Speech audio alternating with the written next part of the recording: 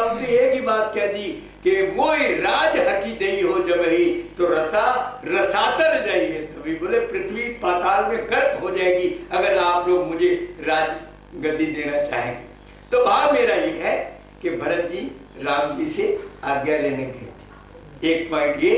दूसरा पॉइंट, एक बार क्या हुआ कि विष्णु भगवान जी शयन कर रहे थे क्षीर सागर में शेष शयन, लक्ष्मी जी उनके चरण चापन कर रहे थे। अब चरण चापन करते करते उनको थोड़ी राशि आ गई और ऊपर से नारद बाबा आ गए। अब नारद बाबा आए और वो भगवान के चरणों में मत्था टेकना चाहते थे। तो लक्ष्मी जी ने कहा कि बाबा ऐसा है, बड़ी मुश्किल से मैंने चरण चापन किया है तो जरा सी इनकी आंख लगी हो, अब तुम मत्था टेकोगे वो मेरी सारी मेहनत बेकार हो जाएगी, फिर ये जग जाएंगे, इनके विश्राम में बाधा होगी। तो बाबा तुम इतना कर लो कि महाराज की ये पादुकाएं रखी हैं तो इनको तुम प्रणाम करके चले जाओ, इस समय तुम इतने कर लो। खैर नारद बाबा ने वही कर दिया, वो प्रभु की पादुकाओं को प्रणाम किया और बेचारे चले गए जैसा उनको मैया ने समझाया, लक्ष्मी मैया ने करके चले गए। अब वहां सिराने पर मुकुट था, प्रभु विश्राम मुद्रा में थे ना, चरणों की ओर पादुकाएं थी और सिरहाने पर मुकुट उकुट भी उतार के रखा हुआ था। तो जो मुकुट था उसको बड़ा अहम आ गया, बड़ा घमंड आ गया कि ये बाबा भी कितना मूर्ख है, बताइए काष्ठ की पादुकाओं को मत्था टेक गया है। अरे मैं इसको दिखाई नहीं पड़ रहा था, मैं भी तो भगवान का ही पार्षद हूँ भाई, मैं स्वर्ण मुकुट और हीरा और मणियों से जड़ित हूँ, बोले मैं कितना कीमती हूँ और ये लकड़ी की पादुकाओं को प्रणाम करके चला गया है, बड़ा मूर्ख है। यानी मुकुट को घमंड आ गया, मुकुट को अहम आ गया। यही वजह है कि 14 वर्ष तक मुकुट जो है वो राज सिंहासन पर नहीं आया, 14 वर्ष तक केवल पादुकाएं जो है वो पधराई गई। तो ये एक नुक्ता था, मैंने कहा आपको ये बता दूं। तो इस प्रकार से मतलब भरत जी महाराज भगवान की आज्ञा लेकर के चले गए। और आप जानती है नित्य पूजन प्रभु पावरी प्रीति न हृदय समाति और मांगी मांगी आयुष करत राज कार्य सब। तो सब प्रकार से भरत जी महाराज ने राम जी की उन चरण पादुकाओं की 14 वर्ष तक सेवा की, पूजा की, अर्चना वंदना की और उन्हीं की आज्ञा ले लेकर। आप पूछिए, यानी वो पादुकाएं नहीं थी, वो तो साक्षात बोलती थी, कितने मांगी मांगी आयसु करत, उनसे आज्ञा लेते थे। और भरत जी ने कहा भी है, जिस समय भरत जी को पादुकाएं मिली है, आप जानते हैं ना क्या कहते हैं, अस सुख जस सिय राम रहे थे और भरत मुदित अवलंब लहे थे। क्योंकि भरत जी ने कहा यही था कि सो अवलंब देव मोहि देई, हे प्रभु मुझे वो अवलंब चाहिए, माने सहारा चाहिए जिसके सहारे में जिंदा रह सकूं 14 साल तक। सो अवलंब देव मोहि देई अवधि पार पाऊं जैसे, मुझे एक ऐसा अवलंबन दे दीजिए, ऐसा सहारा दे दीजिए जिसकी मैं 14 वर्ष तक सेवा करता रहूं, पूजा करता रहूं, मैं बना रहूं। अवधि पार पाऊं जैसे, बोले नहीं तो मेरे लिए अवधि का पार पाना भी मुश्किल हो जाएगा, मैं 14 वर्ष की अवधि तक नहीं रह पाऊंगा, प्रभु मुझे कोई सहारा दे दीजिए। तो प्रभु करे कृपा पावरी दीनी सादर भरत शीस धरि लीनी, तो भरत मुदित अवलंब लहे थे। तो भरत जी ने सिर पर धारण कर ली और भरत जी को वो अवलंबन मिल गया। और भरत जी कितने मुदित है कि अस सुख जस सिया राम रहे थे। मानो वो 2 पादुकाएं नहीं थी, एक सीता जी थी और एक राम जी थे।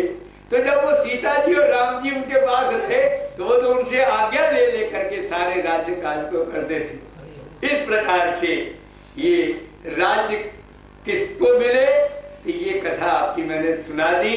अब इसी में चूंकि सारा चरणों का ही, चरण पादुकाओं का, चरण चिन्हों का, चरण के अनुराग का, चरण के प्रेम का सारा विषय है, तो इसी कांड के अंदर चरणोदक का प्यासा केवल भी बैठा है और वो भी राम जी का चरणोदक ही लेना चाहता है। तो उसकी कथा आप सुन ले, फिर इस कांड की पूर्णाहुति होगी। तो जैसा कि आप जानते हैं कि मांगी नाव न के निकट आना, और कही तुम्हारो मरम में जाना। अब आप तो जानते हो कि उजड़ एक गंवार अनपढ़ व्यक्ति जो अंगूठा छाप है वो क्या कहता है, कही तुम्हारे मरम में जाना। और जबकि ये कहा जाता है कि जग पेखण तुम देखनिहारे, ओ विधि हरि शंभु नचावनिहारे, और तेऊ नहीं जानई मरम तुम्हारा, और तुम्हें को जान निहारा। लेकिन वो क्या कहते हैं, कही तुम्हार मरम में जाना। क्या मरम जान लिया भाई? चरण कमल रज कहूं सब कहीं, सुनिए मरम जाना। चरण कमल रज कहूं सब कहीं, मानुष करनी मूरी कछु आई। अरे छुअत शिला भई नारी सुहाई, और पाहन तेना काठ कठिनाई, और तरनियो मुनि घरनी होई जाई, और बाट परई मोरी नाव उड़ाई। और यही प्रतिपालौ सब परिवारू, और नहीं जानऊ कछु अबर कबारू, और जो प्रभु अवश्य पार गा चाहू, तो मोहि पद पदम बखारन कहू। अब देखिए भक्त और भगवान की बात है, कितनी बढ़िया है। बोले महाराज एक बात समझ लो, जो प्रभु अवश्य पार गा चाहो, अगर आपको वास्तव में अवश्य ही पार जाना है, समझ लो, तो मोहि पद पदम पखारन कहो।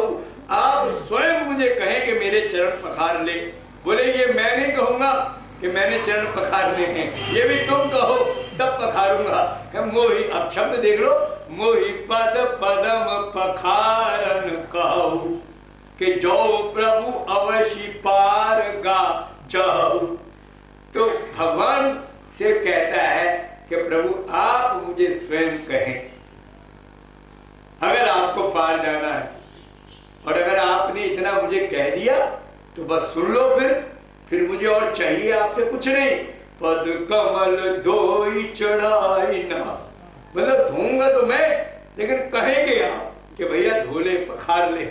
पद कमल धोई चढ़ाई नाव नाथ उतराई जाओ, मोहि राम राउरियान दशरथ सपथ सब साची कहो। बरु तीर मारही लखन पे, जब लगी न पाए पखारी हो, तब लगी न तुलसी दास नाथ कृपालु पार उतारी हो। तो केवट ने कह दिया, हे प्रभु आप नाराज ना होना, मैं कोई आपके चरणों का दोष नहीं बता रहा हूं। राम रे दोष न पायन को पग धूरी को भूरी प्रभाव महा है, और पाहन ते बन बाहन काठ को कोमल है जल खाई रहा है। और पावन पाए पखारी के नाव चढ़ाइया यसु होत कहा है।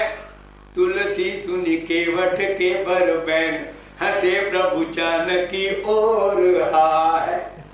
भगवान जानकी जी की ओर देखते हैं और भगवान लक्ष्मण जी की ओर भी देखते हैं। अब वो क्या है, केवट जो है पिछले जन्म का कछुआ था, और ये भगवान के चरणों को लेने के लिए, चरणों को छूने के लिए इसने बड़ा प्रयास किया, लेकिन क्षीर सागर में वही विष्णु भगवान लेट रहे थे, और इधर लक्ष्मी थी, और सिरहाने की तरफ शेषनाग महाराज अपना फन फैलाए हुए थे, और चरणों में लक्ष्मी थी।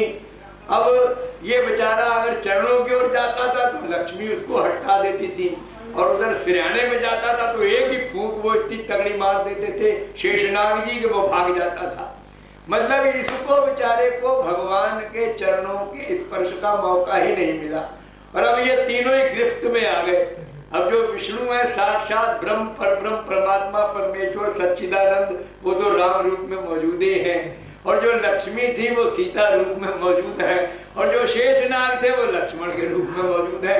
इसलिए भगवान जो है जानकी की ओर देखते हैं, लक्ष्मण की ओर देखते हैं, बोले ये तुम्हारा ही किया हुआ कारनामा है, अगर तुमने इसका काम करा दिया होता तो ये आज हमारे सिर नहीं होता। अब तो ये धोई चढ़ाई नाव, न नाथ उतराई चहूं। बोले मुझे चाहिए कुछ नहीं, केवल आपके चरण कमलों को मैं पखारना चाहता हूं, लेकिन जो प्रभु अवश्य पार गा चाहूं, मोई पद पदम पखारन काहू। अब देखना ये है कि पद कमल धोई चढ़ाई नाव, न नाथ उतराई चाहूं। मुझे कोई उतराई नहीं चाहिए, मैं केवल चरण कमल धोऊंगा। और अगली पंक्ति में उसने बात ऐसी कर दी कि लक्ष्मण जी आग बबूला हो रहे हैं। मोहि राम राउरियान दशरथ शपथ सब सांची कहो। अब ध्यान दीजिए, हे राम मुझे तुम्हारी सौगंध। अब बताइए, राम जो है वो कोई ऐरा गहरा नत्थू खैरा तो है नहीं, एकदम राम कह दिया मोहि राम।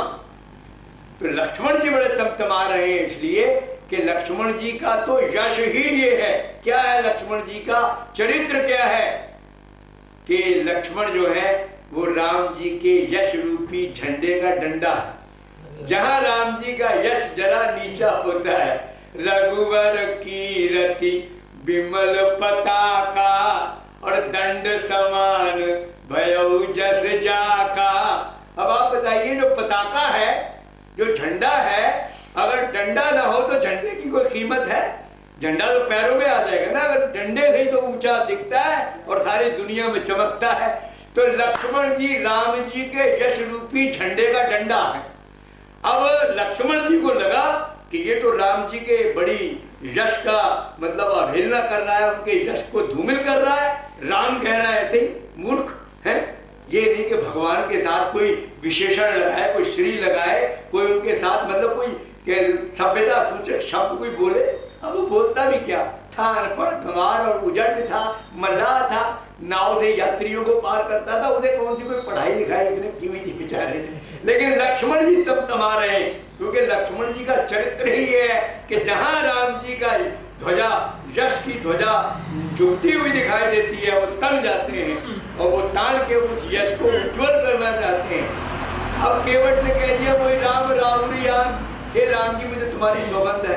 अब क्या कह दिया, दशरथ शपथ। अब तो लक्ष्मण जी और ज्यादा बबूला, आग बबूला हो गए। बोले इतनी सभ्यता नहीं, पहले तो हमारे भगवान का नाम ऐसे ही ले रहा सभ्यता से, और फिर दशरथ कह दिया, साथ में दशरथ भी जैसे एरा गहरा नत्थू गहरा हो गया। अरे हमारा बाप है, हमारे पिता है। एक छोटा सा व्यक्ति भी, अदना सा व्यक्ति भी ये जानता है अपने नाम के साथ बाप का नाम लगाएगा तो श्री जरूर लगाएगा। भाई तुम किसके पुत्र हो गए? श्री लक्ष्मण दास जी के पुत्र हैं तो श्री जरूर लगाएगा।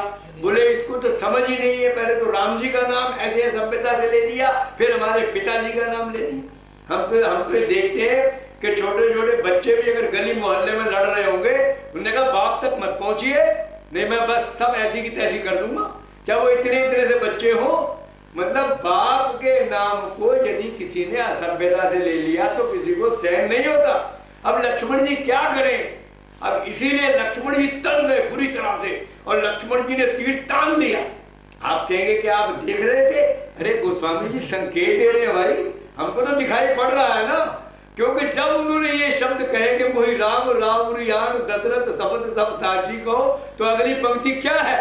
केवट कहता बरु तीर मारई लगन पे, क्योंकि उसको दिखाई पड़ रहा है वो धनुष तान रहे हैं। तो बोले मुझे डराओ मत, भले ही मुझे लक्ष्मण तीर मारते सीने से आर पार कर दे, मैं मार ही डालेंगे और क्या करेंगे। बरुती नहीं तो ऐसे एकदम बताइए, उसके बाद ये तीर वाली बात आनी नहीं चाहिए, आ इसीलिए रही है ना कि उसने जैसे ही असभ्यता सूचक शब्द बोले तो लक्ष्मण जी को गुस्सा सातवें आसमान पर, और उन्हें धनुष बाण तान लिया। बोले मूर्ख का मैं भी काम कर देता हूं, और वो फिर भी अडिग है अपनी आन पर। वो क्या कहता है? वो कहता है मुझे डराओ मत, मैं तुम्हारी इस धमकी में आने वाला नहीं हूं। क्यों? ज्यादा से ज्यादा मार तो डालोगे और क्या करोगे? बरु तीर मारहि लगन पे, जब लगी न पाए पखारी हो, और तब लगी न तुलसीदास नाथ कृपालु पार उतारी हो। है बात क्या है? गोस्वामी जी लिखते हैं सुन केवट के बैन, ये केवट के बच्चन जो सुने, प्रेम लपेटे अटपटे, और बेहसे करुणा है चितई जानकी लखन तन, चितई जानकी लखन तन। या तो जानकी को देखते हैं और या लक्ष्मण को देखते हैं राम जी। सुनी केवट के बैन, केवट के वचन सुन लिए भगवान ने बड़े आराम से। और वो कैसे शब्द थे? प्रेम लपेटे, जरा ध्यान दीजिए, ये नहीं कहा कि प्रेम के शब्द थे, लपेटे। अब लपेटने के माने क्या है? जैसे कोई कपड़ा लपेटा जाता है, मतलब निरे प्रेम में लिपटे हुए, मतलब प्रेम अथाह प्रेम था, असीम प्रेम था, अगाध प्रेम था, अनंत प्रेम था, जिसको गोस्वामी जी शब्द देते हैं लपेटे। भाई लपेट के माने दो चार लपेट आएंगे तब तो लपेटोगे। तो प्रेम में लपेटे हुए थे, प्रेम में सने हुए थे, प्रेम में डूबे हुए थे, प्रेम में भीगे हुए थे। और आप जानते हैं प्रेम हमारे राम जी महाराज की कमजोरी है। प्रेम हमारे राम जी, हर आदमी की कोई ना कोई कमजोरी होती है। हमारे राम जी की कमजोरी सिर्फ प्रेम है कि राम ही केवल प्रेम प्यारा, और जान ले जो जान निहारा। तो आप जानते हो जब राम जी की कमजोरी प्रेम है और वहां निरा प्रेम था। मजे की बात यह है कि निरा प्रेम था। अच्छा, गोस्वामी जी जरा भी राय भर भी पक्षपात नहीं करते, यानी यथार्थ चित्रण करते हैं उस दृश्य का कि सुनी केवट के बैन प्रेम लपेटे, लेकिन रात में दिया अटपटे। अटपटे माने ऊट पटांग, मतलब असभ्यता भरे थे। क्यों? उसकी कोई योग्यता नहीं, कोई क्षमता नहीं, कोई पात्रता नहीं। इसलिए गोस्वामी जी ने शब्द वो भी दे दिया। बोले शब्द बड़े ऊटपटांग थे, शब्द जो है वो बोलने लायक नहीं थे जो केवट ने बोले हैं। लेकिन क्या करें, प्रेम लपेटे, इतने लपेट उसमें प्रेम के लगे हुए थे कि राम जी बजाय क्रोधित होने के बेहसे करुणा है, जो करुणा के भंडार है मेरे राम जी, वो हंस पड़े, यानी उसकी असभ्यता पर हंस रहे हैं। अब जरा आप अंदाजा लगाइए, अब क्या लक्ष्मण के बस की बात है कि तीर तान के खड़ा रहे? अरे जब उसने देखा कि मेरे सरकार तो मुस्कुरा रहे हैं इसकी बदतमीजी पर, बोले ये तो बदतमीजी कर रहा था, राम जी का नाम, हमारे पिताजी का नाम ऐसे ले रहा था, तो लक्ष्मण जी तो बड़े लाल पीले हो गए। लेकिन वो सोचते हैं कि मैं कर क्या सकता हूं, मेरे प्रभु तो मुस्कुरा रहे हैं। अब ये इन बातों को लक्ष्मण थोड़ी समझ सकते हैं, तो भक्त जाने या भगवान जाने की बात तो ये है। तो कहने का भाव ये है कि अब लक्ष्मण जी का पारा भी ठंडा हो गया एकदम, जब ये देखा। और फिर देखा क्या कि राम जी हमें ही घूर रहे हैं। क्यों? कि कभी चितई जानकी लखन तन, वो या जानकी जी को देखते हैं या लक्ष्मण जी को देखते हैं। एक संत ने इस पर हमें बड़ा सुंदर भाव सुनाया था, मुझे बड़ा अच्छा लगता है कि चितई जानकी, वो जानकी माने मन की अंदर की को चितई माने देखते हैं, लख न तन, लख न लखन को उन्होंने टुकड़े कर दिए, लख न तन, मतलब राम जी तन नहीं देखते, मन देखते हैं। तो जानकी माने अंदर की, जो हमारे प्राण की जानकी। तो चितई जानकी, भगवान जो है वो केवल जान की बात को देखते हैं, मतलब प्राणों की बात को देखते हैं, हृदय की बात को देखते हैं, लेकिन वो शरीर को नहीं देखते कि तुम्हारा शरीर कैसा है, ठीक है या नहीं है। तो और भगवत प्राप्ति का साधन भी मन ही है। देखा जाए तन से तो कोई मतलब है ही नहीं, केवल मन ही उसका एक साधन है। तो भाव ये कि राम जी ने जब देखा लक्ष्मण जी को, सीता जी को, अब वो सोचते हैं भाई देखो ये तुम्हारा ही किया हुआ पाप सामने आ रहा है, तुमने इसके पिछले जन्म में ये कछुआ था, तुमने इसको नहीं मौका दिया, अब तो यहाँ वो अड़ा हुआ है, अब तो सब होगा। है अब भगवान क्या कहते हैं कि बेगियानी जल पाँव पखारू और होत विलंब उतार ही पारू, क्योंकि उसकी यही शर्त थी कि आप मुझे स्वयं कहो कि मेरे चरण पखार, तब चरण धोऊंगा मैं। तो भगवान ने कर दी शर्त पूरी भक्त की। भगवान को तो झुकना ही पड़ता है भक्तों के आगे। भगवान क्या कहते हैं, बेगिया निजल पाँव पखारू और होत विलंब उतार ही पारू। केवट कहता है महाराज तुम मजबूर मत हो चरण धुलाने के लिए, अगर तुम चरण नहीं भी धुलवाना चाहते हो तो मेरे पास दूसरा रास्ता भी है। वो क्या है?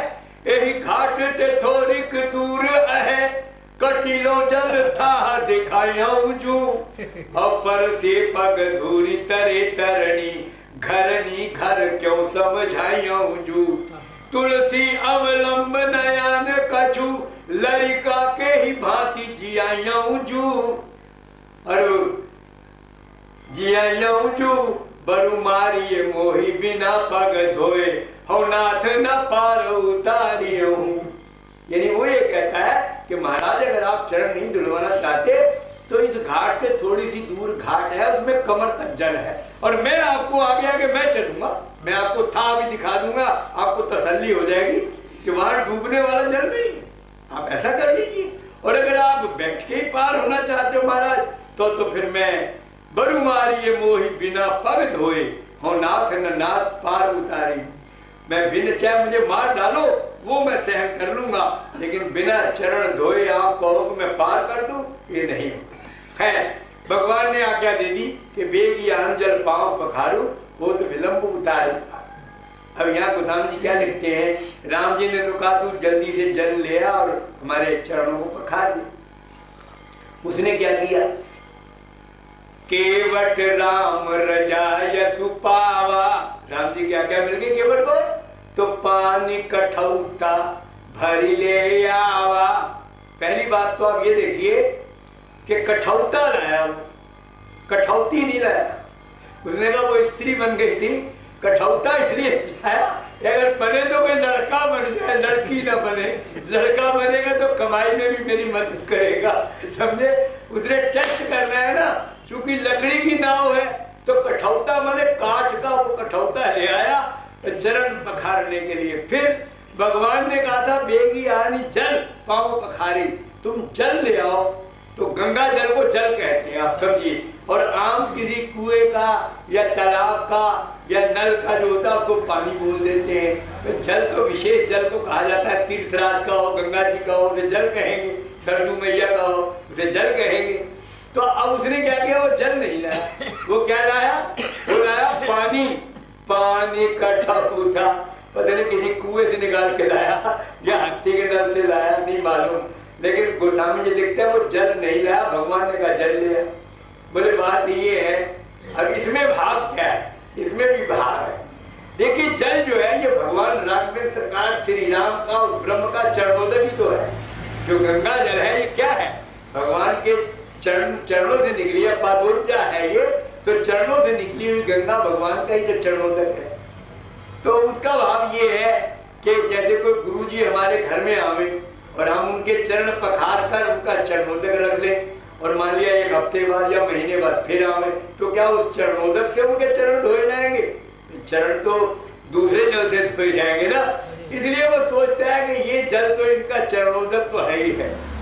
फिर दूसरी बात मैं आपको बताऊं, उसे इस जल में कुछ विश्वास भी नहीं रहा, इसलिए बोले मेरे पूर्वज जो है जिन्हें बरसों से इसी में मर गए काम करते करते, लेकिन सब यही खड़े हैं, किसी का कल्याण आज तक नहीं हुआ इस जल से, तो बोले मैं तो आपके चरणों को पखार कर उस जल से कल्याण करना चाहता हूँ। तो वो पानी ले आया, अब जहां से भी लाया, तो गोस्वामी जी लिखते हैं केवट राम रजाय सुपावा, पानी कठौता भरे ले आवा, तो अति आनंद उमगी अनुरागा, और चरण सरोज पखारन लागा, और बरसी सुमन सुर सकल सिहाई, और यही सम पुण्य पुंज को नाई। कहते देवता लोग पुष्प वर्षा करते हैं, सोचते हैं आज इस जैसा धन भाग कोई नहीं है, यही सम पुण्य पुंज को, बोले इतना पुण्यों का भंडार कोई नहीं है जितना ये है। अब वो क्या करता है? चरण पखारता है, सब उसके छोटे छोटे बालक थे, पत्नी थी, सबको बार बार चरण धुलाता पिलाता जाता है, खूब पीता है पिलाता है। अब जिस समय वो चरण धो रहा था तो उसके मन में भाव क्या आ रहा है? बोले ये इतने कोमल हैं, इतने सुंदर हैं, इतने मनोहर हैं, इतने मनोरम हैं, मन करता है कि इनकी कौड़ियां भर दूं मैं, अब इनसे कैसे चिपकूं मैं। अब सोचिए के मन में आता है, उनके उस दिव्य और अद्भुत सौंदर्य को देखकर कौन नहीं चाहेगा। अरे जनकपुर में भी यही हुआ था। जब प्रभु हमारे जनकपुर में गए थे ना, तो मालूम है क्या हुआ था? छोटे छोटे बालक थे, तो पूर्व बालक कही कही मृदु बचना, और सादर प्रभु भी दिखावही रचना। छोटे छोटे बालक भगवान को मिलते हैं, अब वो सोचते हैं इतने कोमल हैं, इतने सुंदर हैं, इतने मनोरम हैं, इनको कैसे छुएं। अब कोई तरीका नहीं मिला, तो तरीका क्या है? अब यूं छू कर कहते हैं, अरे महाराज ये तो देखिए हमारे महाराज ने ये कितनी सुंदर, वो एक इधर से छू देता है, महाराज इधर तो देखिए हमारे महाराज ने, देखिए ये उनके लिए स्थान बनाया है, और यहाँ ऋषि मुनि बैठेंगे, और यहाँ प्रजा। तो मतलब पूर्व बालक कहीं कहीं मृदु बचना, और सादर प्रभु ही दिखावई रचना। मतलब भगवान को रचना दिखाने के बहाने से छू रहे हैं। और गोस्वामी ने लिखा है, सब शिशु एही मिस। अब देख लीजिए, मैं ये अपने मन से नहीं कह रहा हूँ, गोस्वामी जी ने अंकित किया है। अब देखिए, सब शिशु एही मिस, मिस माने बहाना, सब शिशु सारे बच्चे, एही मिस इस बहाने से, प्रेम बस तो परसी मनोहर गात। सोचिए, यदि भगवान के मनोहर गात का वो स्पर्श चाहते थे, अब कोई ढंग नहीं बन रहा था, तो कहते हैं इस यही मिस, मतलब इस बहाने से भगवान को छूते हैं और भगवान का आनंद ले रहे हैं, स्पर्श का आनंद प्राप्त कर रहे हैं। अब यार केवट के मन में भी यही आया, इनका स्पर्श कैसे करूं। बोले चरण तो धुल गए, अब मन कर रहा है कि इनको तो बिल्कुल स्पर्श कर लिया जाए, इनके साथ जुड़ जाए बिल्कुल। तो केवट ने बड़ी होशियारी से कहा, पद कमल। अब भगवान के चरण धुल गए। अब धुल के बाद भगवान ने कहा अब तो चरण धुल गए। बोले महाराज अभी तो मेरी कंडीशन पूरी नहीं हुई। बोले क्यों? बोले चरण तो मैंने धो लिए, अब आप चल के फिर जाओगे तो चरणों में फिर वो रज लग जाएगी आपके। अरे आपके चरणों का दोष थोड़ी है, दोष तो रज का है, समझे, जो लग जाती है तुम्हारे चरणों में। तो बोले अब मैंने चरण धो लिए और तुम पुनः आप जाओगे नाव तक चल के महाराज, तो फिर क्या होगा? वो फिर चरण रज लग जाएगी, तो फिर मैं तो बावला हो जाऊंगा उसको धोते धोते। तो बोले फिर क्या करोगे? बोले पद कम। बोले मैंने तो शुरू से ही आपको कह दिया है, पद कमल धोई चढ़ाई। बोले मैं चढ़ाऊंगा, चरण को धुलवा लो और मैं फिर गोदी में उठा उठा के एक एक को चढ़ाऊंगा, तब काम चलेगा। नहीं ऐसे काम चलने वाला नहीं है। तो पद कमल धोई चढ़ाई नाव, न नाथ उतराई जाओ।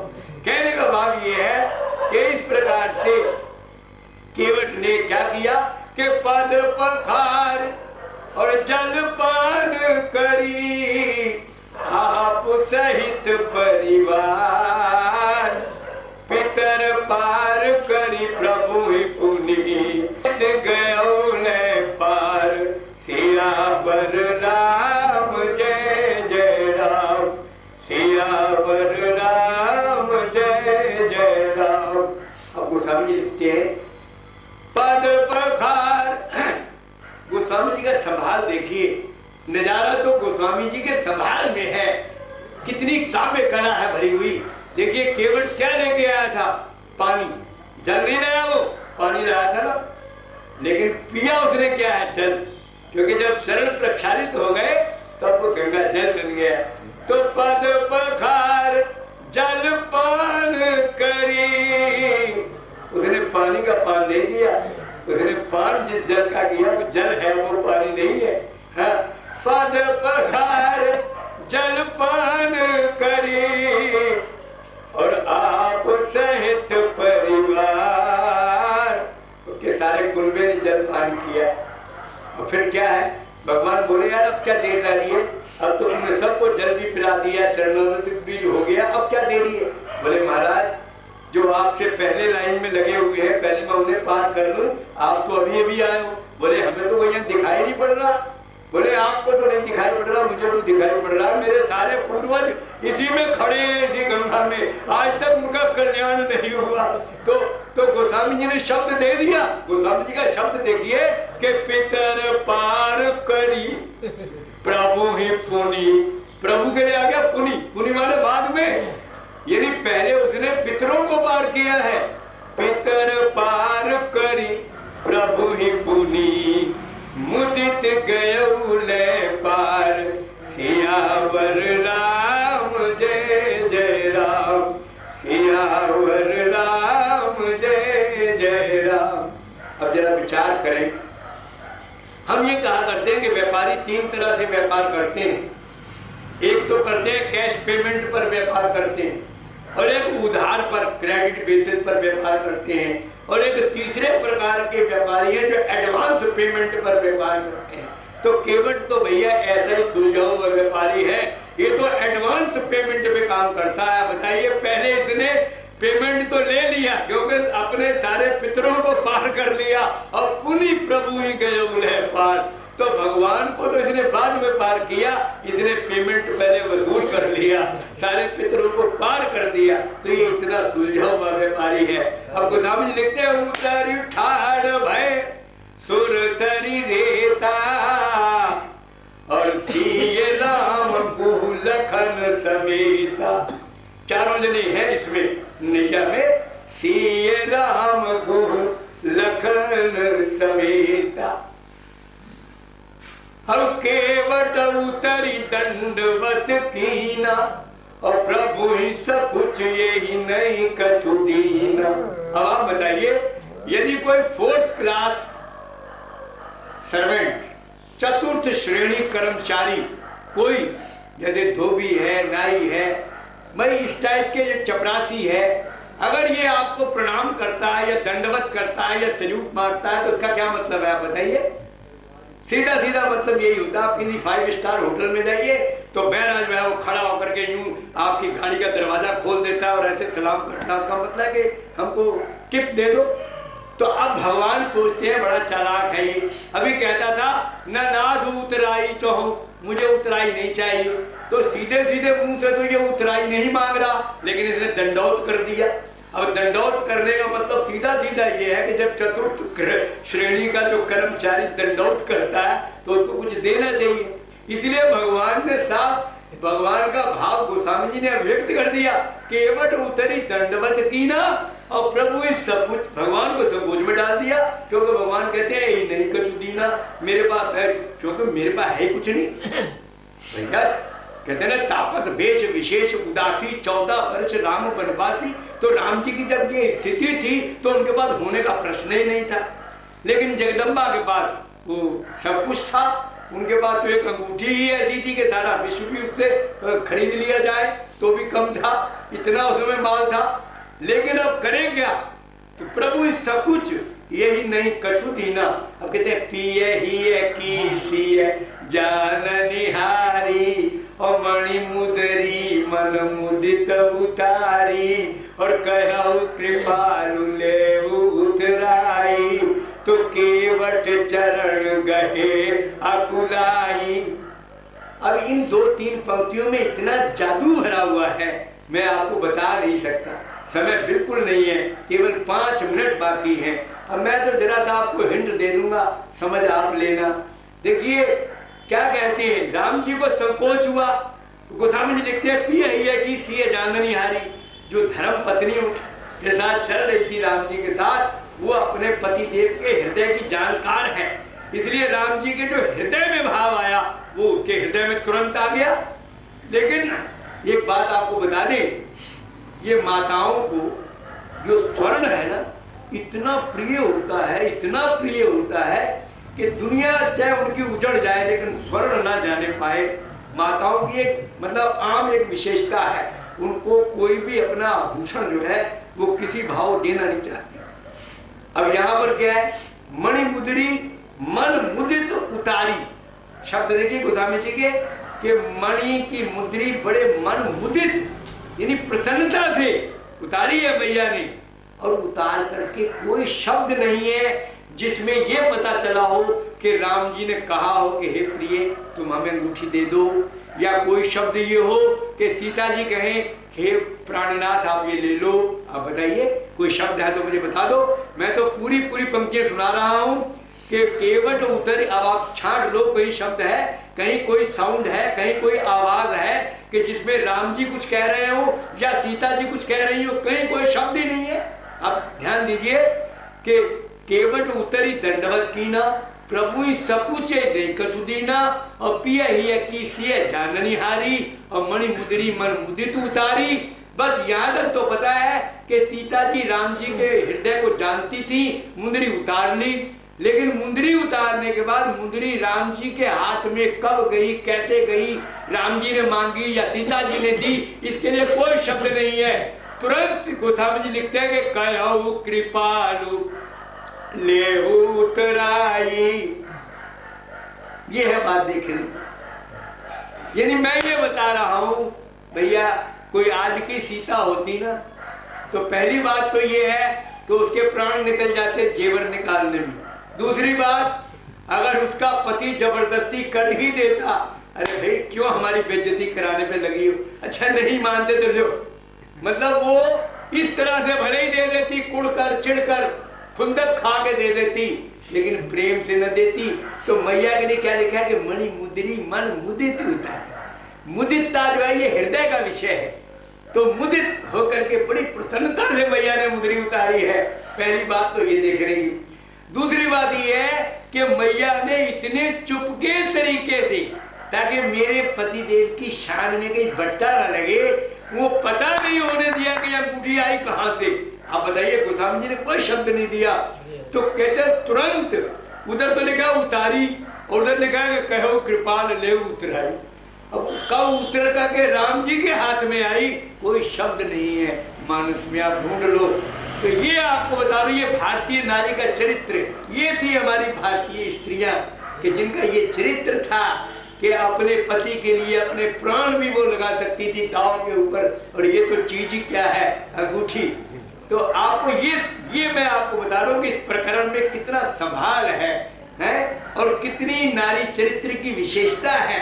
और फिर आप आगे और देखिए क्या कहते हैं कि कहो कृपालु ले उतराई, तो केवट चरण गहे अकुलाई। अब मैं यहाँ ये पूछता हूं कि ये अकुलाई शब्द की यहाँ जरूरत क्या थी? भाई केवट चरण गए, भाई तुमने अंगूठी देनी चाहिए, केवट ने आपके पैर पकड़ लिए, नहीं प्रभु ने। लेकिन गोस्वामी जी लिखते हैं केवट चरण गए अकुलाई। अकुलाई माने बड़ा व्याकुल हो गया, परेशान हो गया, तड़पड़ाने लगा, यानी बड़ा परेशान होकर के व्याकुल होकर के उसने चरण पकड़े। हम ये पूछते हैं यहाँ पर व्याकुलता का पॉइंट क्या है, ये बात समझने की है जो गोस्वामी जी ने रहस्य इसके अंदर रख दिया है कि केवल घबरा करके चरण पकड़ता। तो घबराने वाली बात क्या है, मैं आपका ध्यान उधर दिलाना चाहता हूं। घबराने वाली बात केवल ये थी, मैं एक गाने की लाइन के माध्यम से आपको समझा देता हूं। कहते हैं मझधार में नैया डूबे तो माझी आन बचाए, और माझी जो नाव डुबोवे उसे कौन बचावे। आप बताइए, हैं भाई मझधार में नैया डूबे तो माझी उसे बचाए, और माझी जो नाव डुबोवे तो फिर उसे कौन बचावे। तो यही भाव है बिल्कुल केवट का।